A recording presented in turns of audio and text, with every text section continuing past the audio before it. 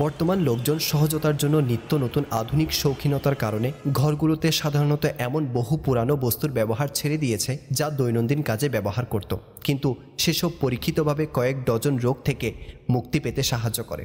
এসব বস্তুর মধ্যে গুড় অন্যতম একটি নিয়ামত। এতে vitamin A, vitamin B one, B two, vitamin সির পাশাপাশি আয়রন ও ফসফরাসও বিদ্যমান। খাবার খাওয়ার পর যদি কিছুটা গুড় খাওয়া যায় তবে খাবার তাড়াতাড়ি হজম হয়। গুড় যত পুরানো হয় ততই বেশি উপকারী হয়ে থাকে। পুরানো গুড় দ্বারা রক্ত পরিষ্কার হয়, গুড় জোড়ার ব্যথা দূরীভূত ও হাড় মজবুত করে। আমাদের দেশে গুড় ততটা প্রচলিত না যতটা চিনি প্রচলিত, কিন্তু বাস্তবতা হচ্ছে চিনিতে সাদা রং ছাড়া আর কোনো গুণই নেই, কিন্তু গুড়ে প্রায় 21 ধরনের খাদ্যাংশ পাওয়া যায়। গুড় ইস্পাত ও রক্ত স্বল্পতাকে দূর করে এবং রক্তে হিমোগ্লোবিনের পরিমাণকে বৃদ্ধি করে আর শরীরের শক্তি বৃদ্ধিতে সাহায্য করে।